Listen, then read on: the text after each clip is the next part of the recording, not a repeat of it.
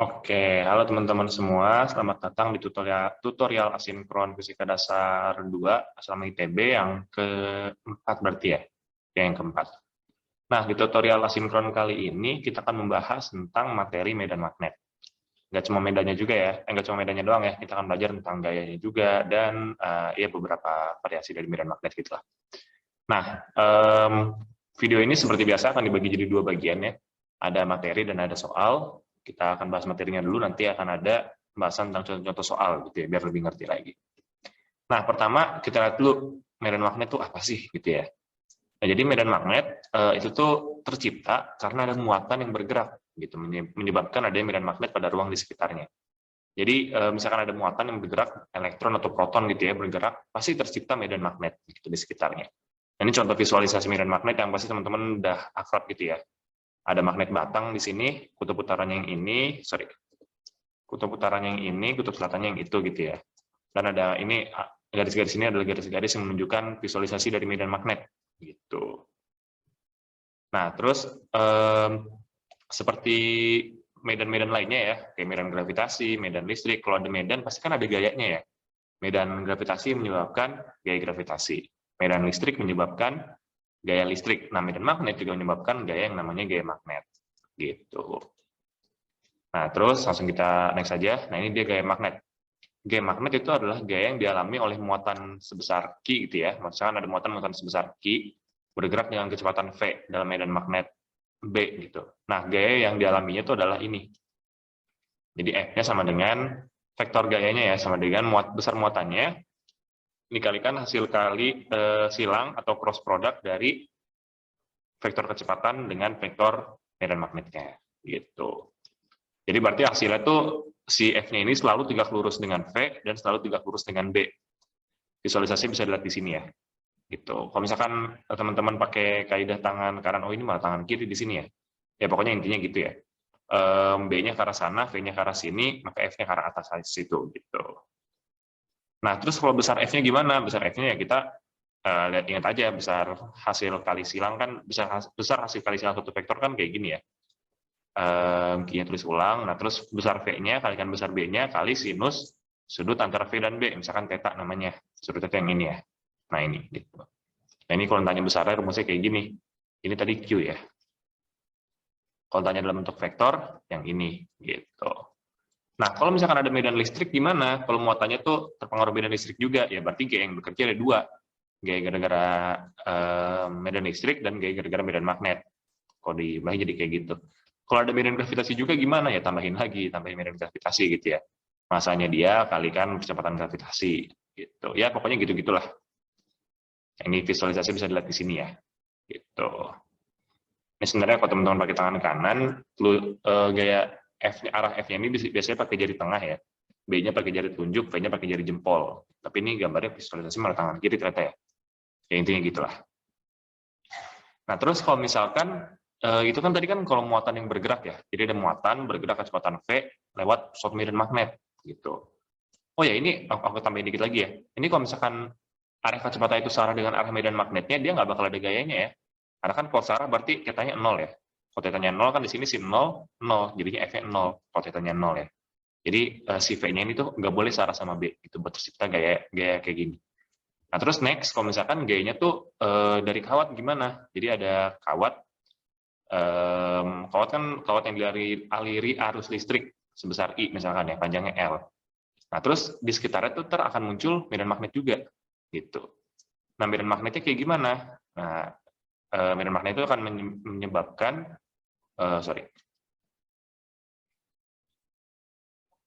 definisinya salah ya, sorry aku ulangin lagi. Definisinya itu, jadi misalkan ada kawat yang berarus ya, ini visualisasinya itu ini, kawat berarusnya, panjangnya L, dan diletakkan di daerah dengan medan magnet sebesar B.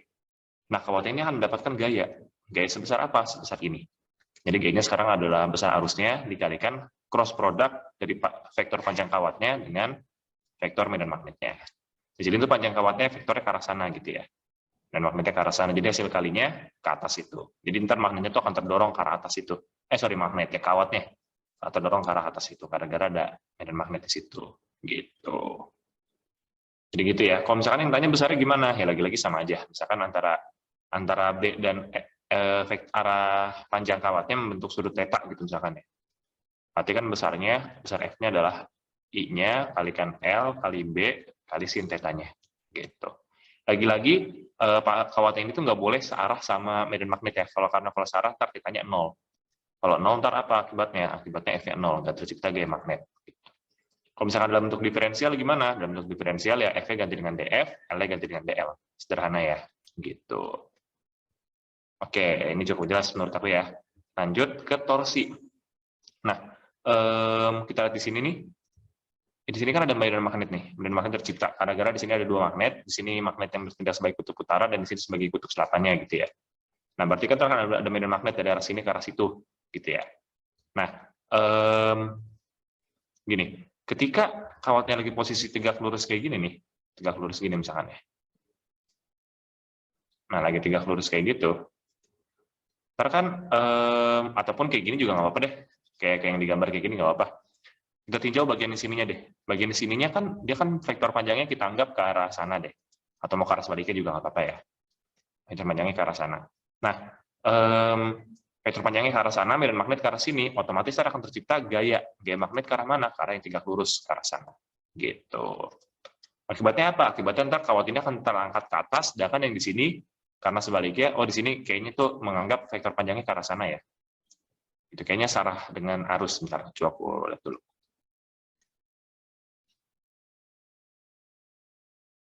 Oh ya, ini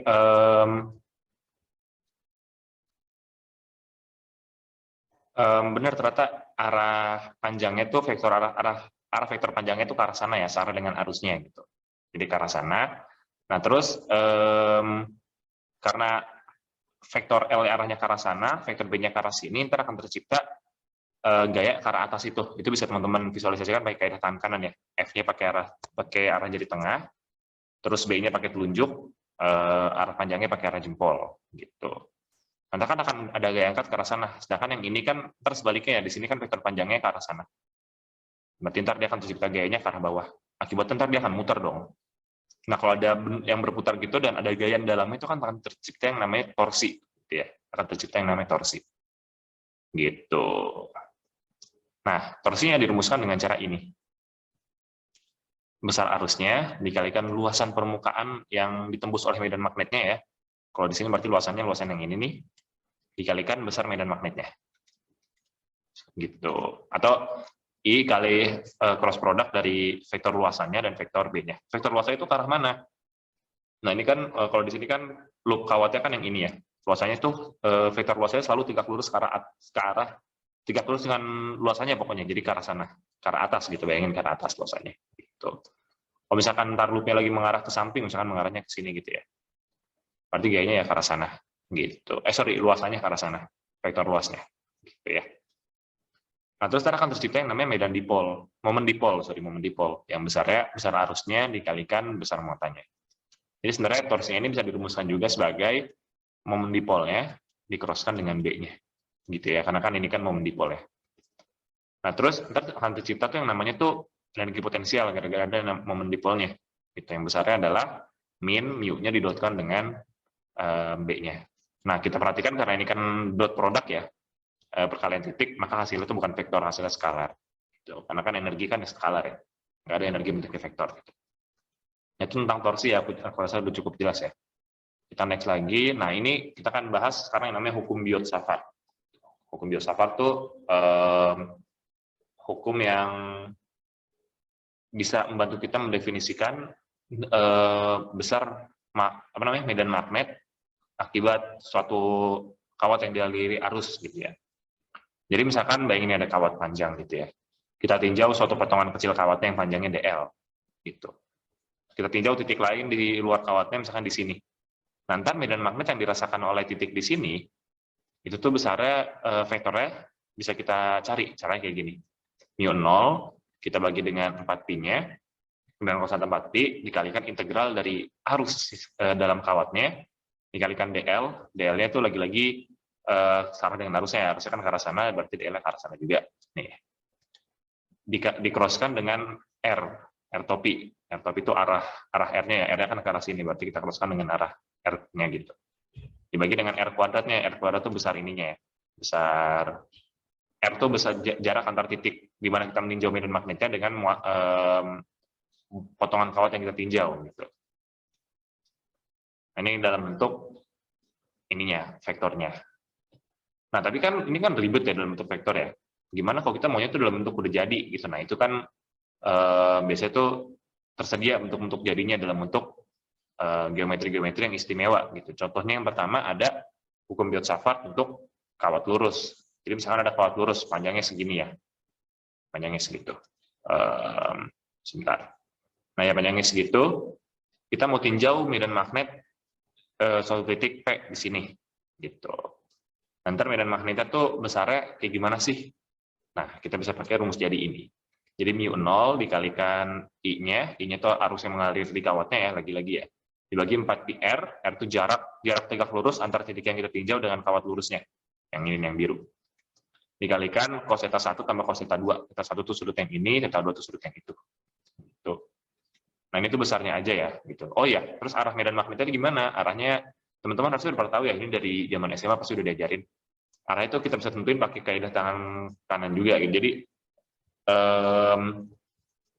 bayangin si jempol kalian tuh mengarah ke arah sana nih. Jempol kalian mengarah ke arah I-nya, dan 4 jari kalian kan mengarah ke arah yang lain ya. Nah, 4 jari kalian itu mengarah ke arah medan magnetnya. Gitu, 4 jari kalian yang lain mengarah ke arah medan magnetnya. Jadi, teman-teman dia bentuk gestur oke gitulah di jempol. Ya, aku nggak bisa gambar sih ya. Gimana ya gestur oke ya? Ya, gini ya. Ya, anggap ini gambarnya bagus lah ya. Nah, arah jempol ini tuh merupakan arah I-nya. Gitu, arah I-nya.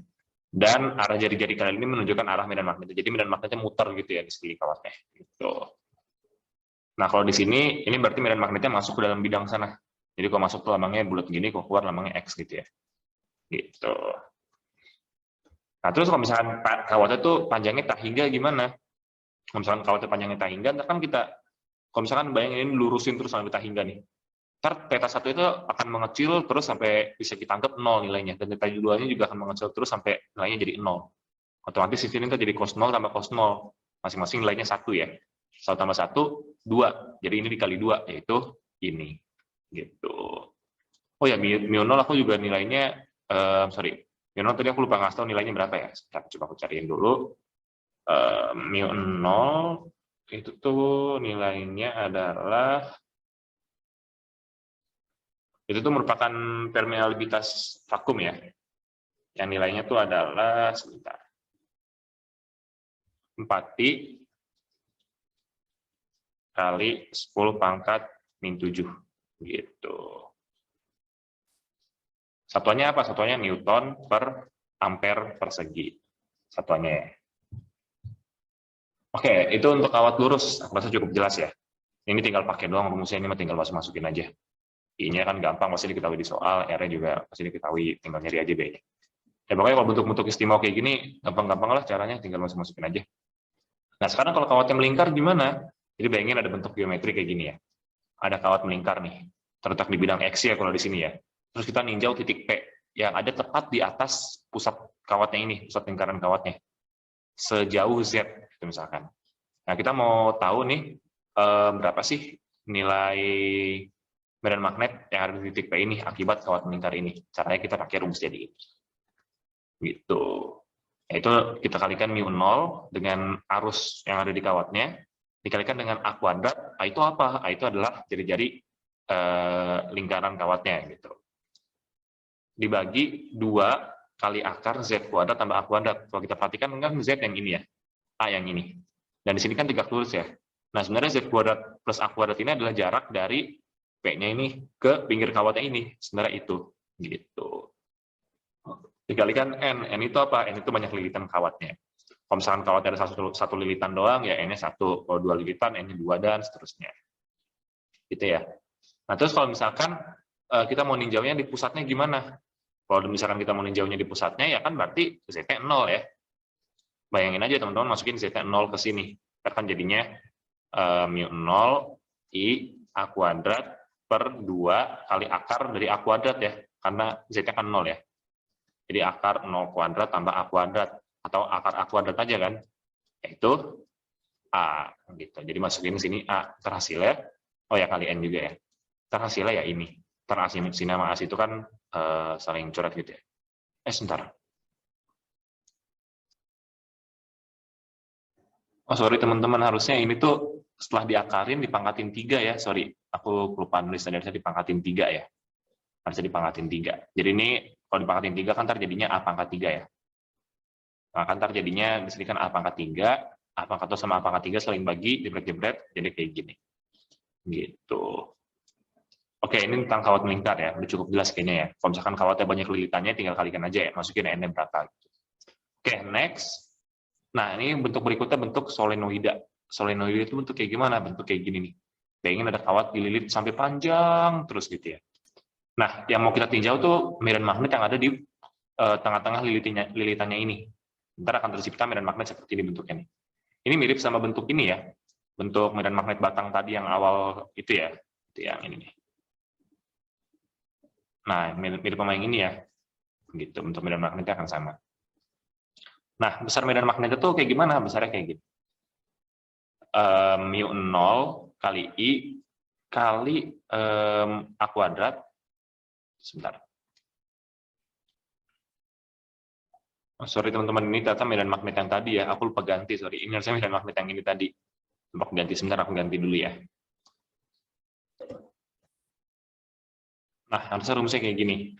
Aku bacain ulang, jadi besar medan magnet di pusatnya itu adalah mu 0 kali N kali I dibagi 2L dikalikan cos θ 1 tambah cos θ 2. N itu banyak lilitannya, itu arus yang mengalir di solenoidanya ini, kawatnya ini, dibagi 2 kali L itu panjangnya. Panjang dari sini ke sininya, gitu ya. Nah, terus ada cos θ 1 tambah cos θ 2. Tetanya itu apa? Tetanya itu ini. Bayangin teman-teman ninjau posisi di sini. Gitu. Ini misalkan kawatnya itu sepanjang ini ya. Ini misalkan tuh kawat nih. Ini tuh bulat-bulatan itu titik potongan kawatnya, penampang kawatnya kan, kalau kawat kalau dipotong kan bulat ya. Nah, kan teman-teman ninjau titik di sini. Nah, θ 1 tuh sudut ininya, θ 2 tuh sudut yang ini. Gitu. Jadi gitu ya cara ngitungnya ya. Kalau misalkan panjangnya berhingga. Nah, kalau misalkan panjangnya tak hingga gimana? Bayangin solenoidanya ini panjang banget gitu ya. Panjang banget. Nah, caranya rumusnya jadinya simpel sederhana kayak gini. Jadi mu 0 kali N dikali I. N-nya ini apa? N-nya ini banyak lilitan persatuan panjang. Misalkan 2 lilit per meter. Gitu. Ini berarti N-nya N kecilnya 2. Gitu, lilit. Ya gitu pokoknya ya. Dan ini tuh teman-teman bisa main-mainin rumusnya nih. Misalkan teman-teman ada solenoida terhingga kayak gini ya. Berhingga gini, teman-teman mau hitung di pojok sini. Kalau di pojok sini kan teman-teman ntar bisa bayangin, nanti nilai θ 1-nya itu kan 0 gitu ya. Nilai θ 1-nya 0 gitu. Karena ntar akan terhimpit terus gitu ya. Dan θ 2-nya itu bisa kita anggap 90 nilainya gitu ya. Karena ntar jadinya cos 0 tambah cos 90 gitu ya.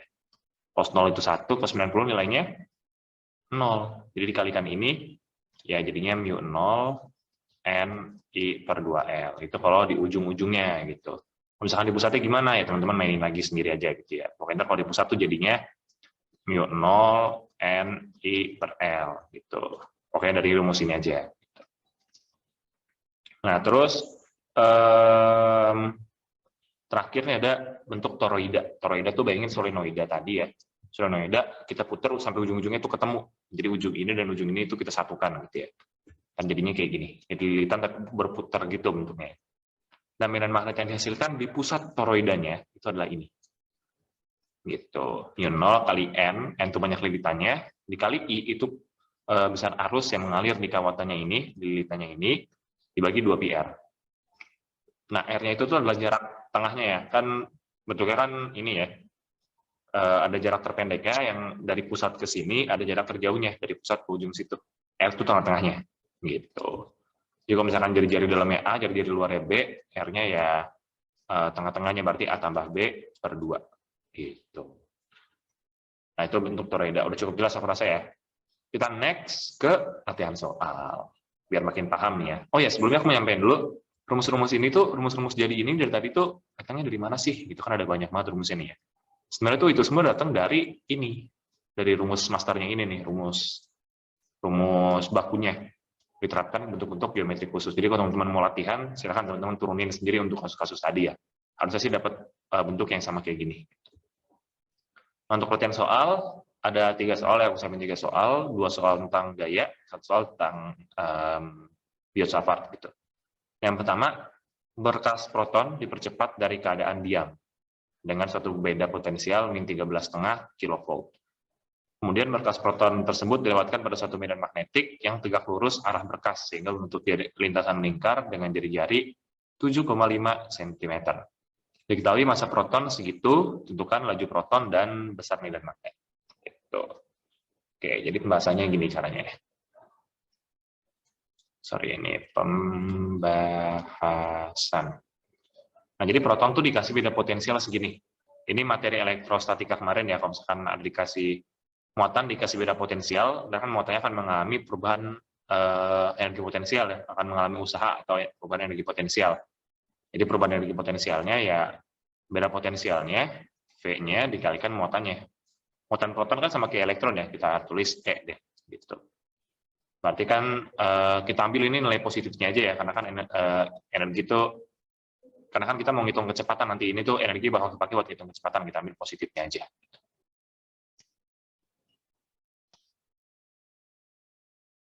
Berarti beda potensialnya tuh 13,5 kV, berarti 13.500 volt ya. Dikalikan 1 volt tuh sekitar 1,602 kali 10 pangkat min 19 Joule, itu 1 voltnya. Dikalikan muatan ini, muatan elektron gitu ya. Nah, muatan elektron itu besarnya adalah sama kayak gini, gitu ya, 1,602 kali 10 pangkat min 19 gitu.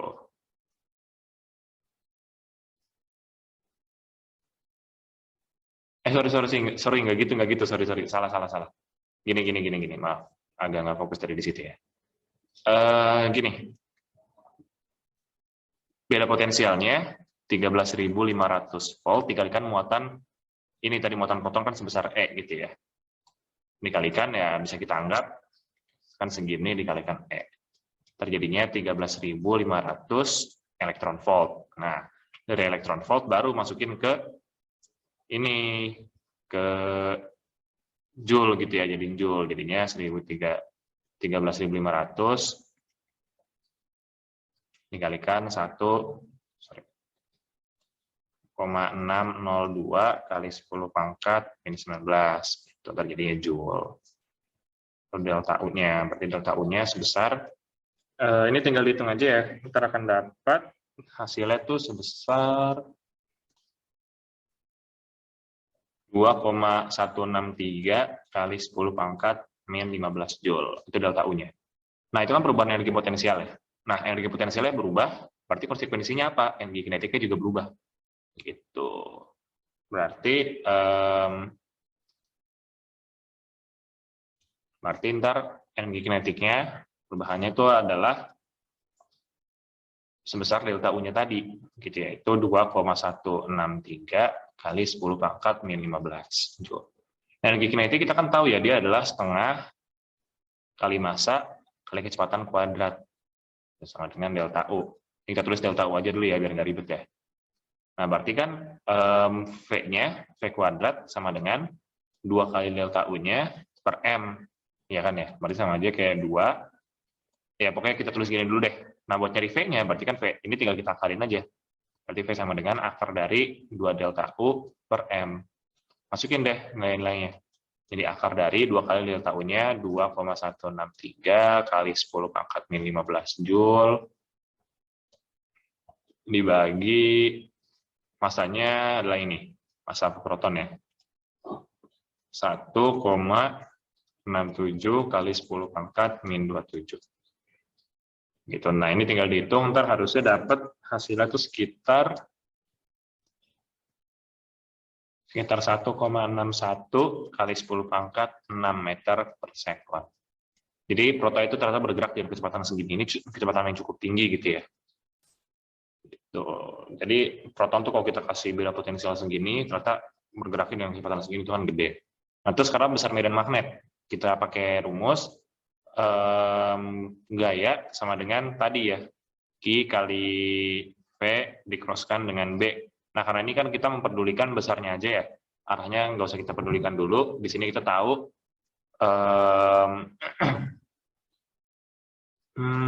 nah ini kita tahu medan magnet nih tegak lurus arah berkasnya. Arah berkas itu berarti arah kecepatan protonnya. Kita arah kecepatan protonnya dengan medan magnet tegak lurus, berarti kan F-nya kan sama aja kayak Q kali V kali B kali sin, karena tegak lurus berarti sudutnya 90 derajat. 90 derajat kan nilainya sin 90 derajat kan 1 ya, berarti ini nggak usah kita tulis, nggak apa-apa. Jadi kita kayak gini aja. Berarti jadinya Q-nya tadi muatan elektron, kita tulis E aja dulu, kali kecepatannya 1,61, kayaknya sekalian masukin aja deh. Muatan elektron tuh 1,602 kali 10 pangkat min 19. Kali V-nya segitu. Oh, gini aja. Ini kan dia akan membentuk lintasan melingkar gitu. Karena dia membentuk lintasan melingkar, dia akan punya gaya sentripetal yang besarnya massa kali kecepatan kuadrat per jari-jari lingkarannya. Gitu. Sebentar. Ini aku jelasin dulu deh kenapa dia membentuk lintasan melingkar. Jadi bayangin ada, spoiler deh. Jadi bayangin ada proton nih. Dia bergerak ke arah sana, punya kecepatan ke arah sana. Nah, gaya yang tercipta akibat medan magnet ini kan selalu tegak lurus dengan kecepatan ya. Berarti anggap gayanya ke arah sana deh. Nah, kalau misalkan dia bergerak ke arah sana, sedangkan ada gaya ke arah sana, dia akan belok terus. Dan arah gaya tetap ke arah sana. Ntar akan belok lagi, ntar kalau dilanjutin, ntar jadinya lingkaran. Gitu. Dan gayanya ini, karena dia bergerak melingkar ya, berarti gaya magnetnya harus seimbang dengan gaya sentripetalnya dia. Dengan gaya yang mendorong keluar. Gaya yang mendorong keluar kan gaya sentripetal sebenarnya. Tapi kan lain sama kayak gaya sentripetalnya. Gitu. Makanya tadi di sini kita samain. Nah, kita mau nyari besar medan magnet ya. Berarti kan kita mau nyari B-nya. Berarti B-nya ya tinggal, ini V sama V bisa coret-coret dulu, jebret-jebret, terjadinya MV per QR. Gitu. Masukin aja nilai-nilainya. M-nya tuh 1,67 kali 10 pangkat min 27, kali V-nya itu kecepatan dia yang ini ya, 1,61 kali 10 pangkat 6, dibagi Q-nya, muatan si protonnya, 1,602 kali 10 pangkat min 19, kali jari-jari lintasannya, 7,5 cm, berarti kalau ke meter jadinya 7,5 kali 10 pangkat min 2. Tinggal dihitung aja ini ya, spoiler lagi deh. Tinggal dihitung aja, ntar jadinya B-nya, sebentar. Ntar jadinya tuh 0,22 Tesla. Jadi itu dia jawabannya. Medan magnetnya segini, terus tadi kecepatannya segini ya. Aduh, mencet mulu nih. Kecepatannya segini ya. Oke, itu untuk soal pertama. Udah jelas ya? Kalau ada yang mau nanya, ntar bisa tanya-tanya di grup aja atau di kolom komen ya. Lanjut. Nah, sebuah batang yang bermassa 13 gram, sepanjang L yaitu 62 cm, dialiri ke arus dan digantung melalui dua kawat penyangga berupa pegas yang berada dalam medan magnet 0,44 Tesla seperti pada gambar. Tentukan besar dan arah arus listrik agar terjadi kesetimbangan antara gaya berat dan gaya magnet. Jadi ini ada kawat nih. Ini kawat ya. Panjangnya L, terus ada medan magnet. Gitu. Nah, kalau medan magnetnya lambangnya X, berarti dia ke arah luar atau ke arah dalam bidang? Ke arah luar ya. Gitu. Sorry guys, terbalik ternyata kalau X gini ke dalam bidang ya. Sorry terbalik. Tadi juga ada yang salah jelasin dong di sini. Tadi mana ya? Di sini tadi aku bilangnya ini ke dalam. Ini aku bilangnya ini bulat ke dalam, harusnya ini lambangnya X berarti ya. Gitu. Ya ralat dikit lah ya. Nah, ya jadi tadi medan magnetnya ke dalam bidang. Gitu. Nah, terus ntar kan karena dia medan magnetnya ke arah bidang, terus dia liri arus ya. Harusnya kita disuruh nyari arahnya kemana biar seimbang ya. Nah, terus berarti kan dia biar seimbang, dia kan punya gaya gravitasi ke arah bawah pasti ya. Ke arah pusat bumi ke arah bawah. Nah, berarti gaya dari medan magnetnya harus ke arah atas. Jadi gayanya ke atas, medan magnetnya ke arah dalam, kita suruh nyari I-nya ke arah mana. Gitu. Kita disuruh nyari I-nya ke arah mana. Nah, caranya gimana? Cara nyari arah I-nya. Tadi kan arah I kan sama kayak arah ininya, arah vektor L-nya, kalau teman-teman ingat ya kan rumusnya kayak gini. Vektor F sama dengan I-nya kali L cross B. Gitu ya. Kalau teman-teman ingat kan arah I kan sama aja kayak arah L-nya ya. Nah, ini tuh kalau kita ingat-ingat lagi bentuknya kan akan sama kayak gini. Nah, sama kayak gini, ini ganti aja si V-nya ganti aja dengan L gitu ya. V-nya ganti dengan L. Berarti kalau misalnya kita pakai tangan kanan, F itu bisa kita anggap jadi tengah, B-nya jadi telunjuk, L-nya itu jadi jempol ya. Ingat ya. Tengah tuh F, telunjuk tuh B, jempol tuh L. Oke. Itu kalau pakai tangan kanan ya. Kalau pakai tangan kiri kayak di gambar tadi. Nah, berarti ini kita tentuin arahnya dulu ya. Berarti tadi aku catat dulu deh biar nggak lupa deh. Jari tengah itu F, jari jempol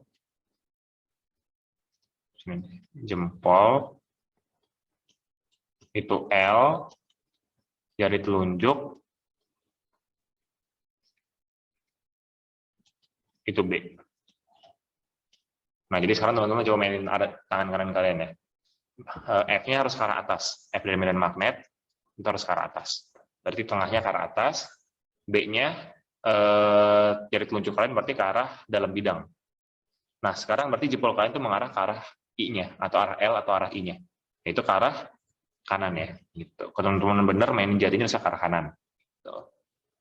Jadi untuk yang arahnya dulu, jawabannya arahnya dari sini kita dapat arah I ke kanan.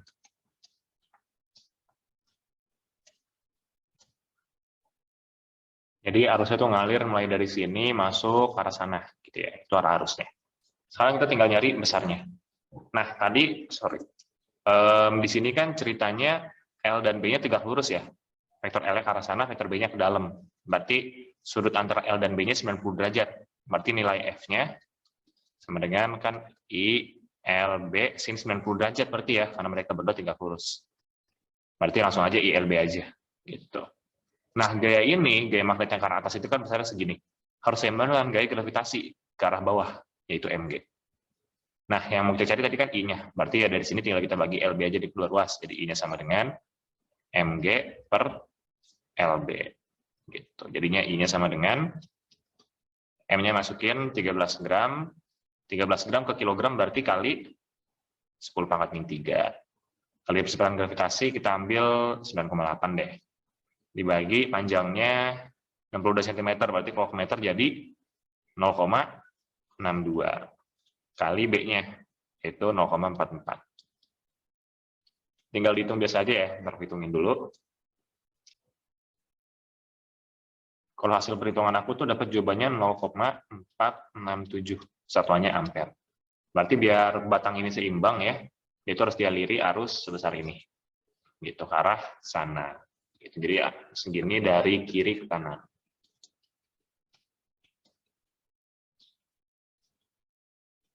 Itu dia jawabannya ya. Oke, soal berikutnya, buktikan bahwa besar medan magnet sepanjang subuh X untuk kawat berbentuk lingkaran, seperti pada gambar, ini gambarnya ya, adalah ini. Mu0 IR kuadrat per 2 kali X kuadrat plus R kuadrat pangkatin 3 per 2. Kalau teman-teman ingat, bentuk ini tuh mirip sama bentuk yang hukum Biot-Savart di kawat melingkar tadi. Nah ini ya.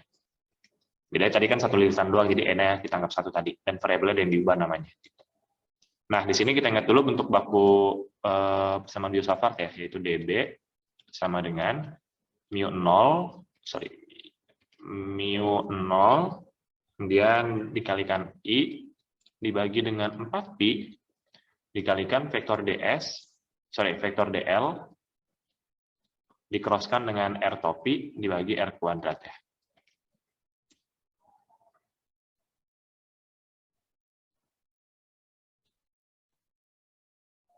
Nah, Di sini tuh DL tuh adalah bayangin potongan kecil dari kawatnya gitu ya. Misalkan kawatnya kita potong kecil banget gini. Nah, potongannya itu namanya DL gitu. Nah, arah vektor DL ya searah dengan arah arusnya. Misalkan berarti ini arah DL ke sana gitu. Dikroskan dengan R topi. R topi itu vektor R itu sendiri itu adalah vektor yang menghubungkan potongan-potongan kawat tadi ke titik di mana kita tinjau medan magnetnya. Misalkan di sini titik kita tinjaunya ya. Karena kan tadi kan kita tinjaunya di sepanjang sumbu X ya. Ini vektor R-nya nih. Vektor R-nya ke sana, berarti R topinya kan berarti kan vektor yang searah dengan R ini, tapi panjangnya satu satuan. Vektor kan kalau ada topinya berarti kan panjangnya satu satuan ya. Nah, kita ingat sifat di matematika ya, DL dikroskan dengan R topi, itu kan berarti hasilnya adalah panjang dari DL-nya dikalikan panjang dari R topinya, gitu ya, panjang dari R topinya. Kalau panjang vektor DL kan kita anggap ya DL aja ya. Dikalikan sinus sudut antara mereka berdua. Nah, kita lihat ini kan ke arah sana nih, R-nya ke arah sana. Sedangkan vektor DL kan ke arah sana gitu ya. Nah, mereka berdua ini selalu tegak lurus. Ini sudutnya itu 90 nih. Mau dimanapun kita tinjaunya, misalkan di sini juga. Ini DL-nya ke arah sana, R-nya ke arah sana. Nah, ntar ini sudut di sini juga 90. Dimanapun kita tinjaunya bakal 90. Berarti ini dikalikan sin 90 derajat ya. Karena kan kita ingat A cross B, besar dari A cross B gitu ya, adalah A-nya, besar A-nya dikalikan besar B-nya, kalikan sin sudut antara mereka berdua gitu ya. Berarti kalau kita mau nyari besar dari DB-nya, besar dari vektor DB, ya misalnya kita anggap DB aja, nggak ada vektornya gitu, adalah ya mu0i dibagi 4pi kali besar ini. Besar itu ya DL kali panjang vektor R topi. R topi kan adalah vektor satuan R ya, panjangnya pasti ya satu satuan, karena dia kan vektor satuan ya. Berarti DL kali 1 ya DL aja. DL kali terjadinya tadi DL kali 1 ya DL aja kali sin 90, yaitu tulis dulu deh, sin 90 derajat bagi R kuadrat ya. Gitu. Atau DL bisa kita taruh luar sini DL. Gitu ya. Nah, terus ini aku hapus dulu ya. Berarti kan DB-nya ya ini kita gabungin aja. Jadi sin 90 derajatnya kita hitung aja ya, yaitu 1. Jadinya mu0i per 4pi R kuadrat, langsung aja per 4pi R kuadrat gitu ya, DL. Nah, kalau kita mau nyari B-nya ya ini kita integralin. Jadi integral dari DB, ya hapus dulu ya, sama dengan ya integral dari ini. Atau kita tulis ulang mu0i per 4pi R kuadrat kali integral dari DL. Gitu. DL itu kan potongan kawatnya ya. Kita integralin DL berarti kan integral sampai ini tuh sampai sepanjang kawatnya ini. Panjang kawatnya ini kan berarti ya keliling lingkarannya ini ya. Jadi-jadinya R. Berarti hasil integralnya ntar DB itu ya hasil integralnya DB aja. mu0i per 4pi R kuadrat kali hasil integralnya ntar 2pi R. Karena kan kelilingnya. Gitu.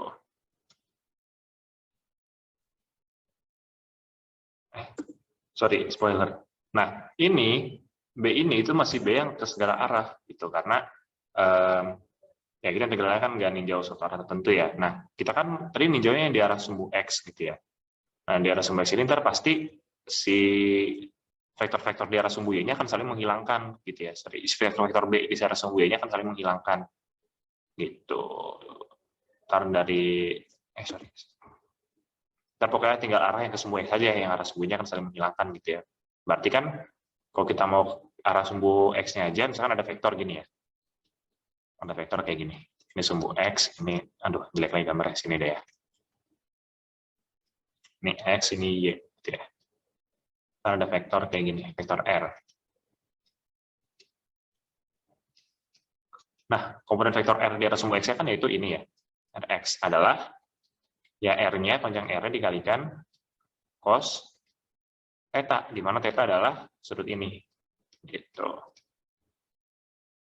Nah, kalau di sini sudutnya yang mana? Di sini sudutnya yang ini nih.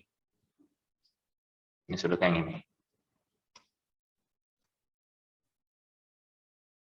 Kenapa sudut yang itu? Karena tadi kan B-nya ini kan pasti arah B-nya akan, karena B itu hasil cross product antara DL dan R, sedangkan R-nya arahnya ke sini, DL-nya arahnya ke arah sana, pasti kan B-nya harusnya tegak lurus dengan mereka berdua. B-nya ntar akan ke arah sini, tegak lurus, gitu ya. Tegak lurus ke arah sana, gitu. Nah,